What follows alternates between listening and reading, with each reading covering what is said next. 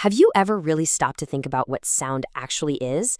I mean, it's everywhere, right? A conversation, your favorite song, the sound of the city. Well, today we're going to go on a little adventure. We are going to follow the life story of a single sound wave from the moment it's born all the way to its final echo, and we'll uncover all the cool secrets it carries with it. No, seriously, it's true.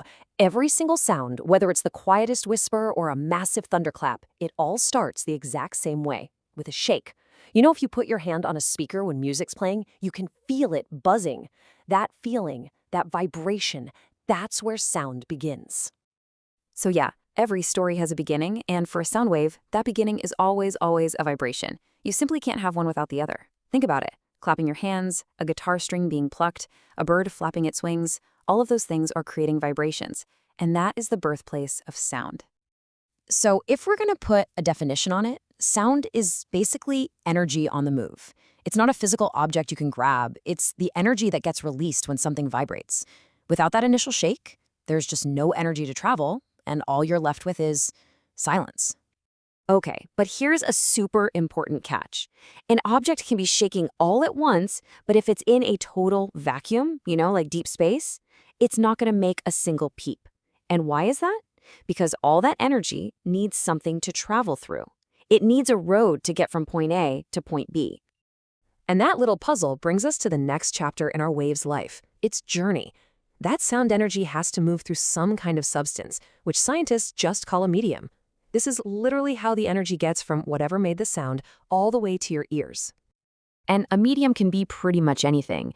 Air is the one we think was most, but sound travels through water too, and it even travels through solids, like a wall or the ground. In fact, because the particles in a solid are packed together so tightly, sound actually travels way faster through them. It's why you can hear an approaching train by putting your ear to the track long before you'd ever hear it through the air. Kind of cool, right? So how does this whole journey actually work? It's not like a tiny particle is flying through the air from the source all the way to you. A better way to think about it is like a chain reaction, like dominoes falling. The vibrating object shoves the air particles right next to it, squeezing them together. That's a high-pressure zone called a compression. Then, as the object moves back, it leaves a little gap, a low-pressure zone called a rarefaction. And that's the sound wave, just this repeating pattern of squeeze and stretch, moving through the air.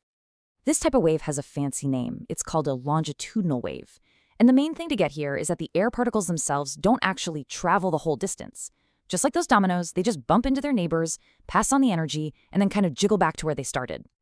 Okay, so our wave is now traveling through the air, but what makes one sound different from another? What makes a flute sound different from a drum? Well, every sound has its own unique signature, and it's defined by two main things: its pitch and its loudness. Let's break that down. On one side, we've got pitch. That's just how high or low a sound is. And it all comes down to frequency, which means how fast the original object is vibrating. A really fast vibration gives you a high frequency and a high-pitched sound. Then on the other side, you've got loudness. This is all about amplitude, which is really just the force of that initial vibration. A more powerful shake creates a bigger wave, and that means a louder sound. Simple as that.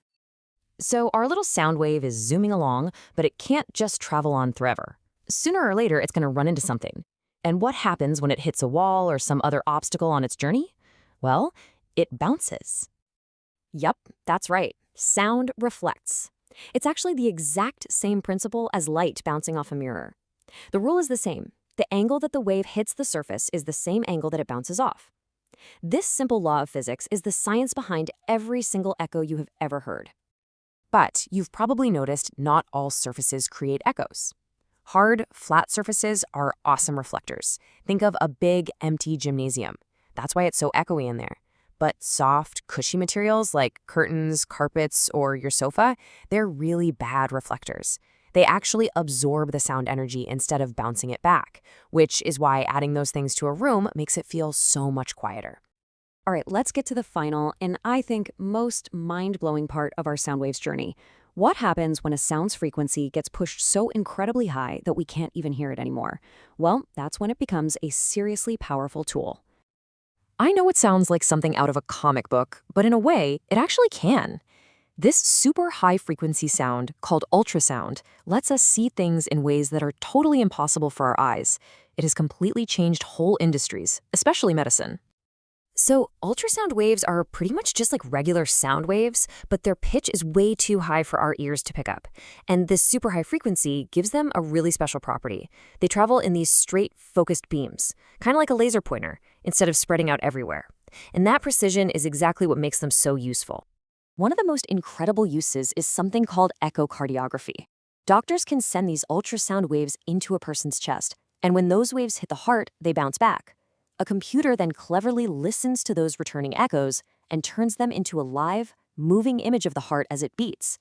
I mean, wow, it's literally seeing a heartbeat using nothing but sound.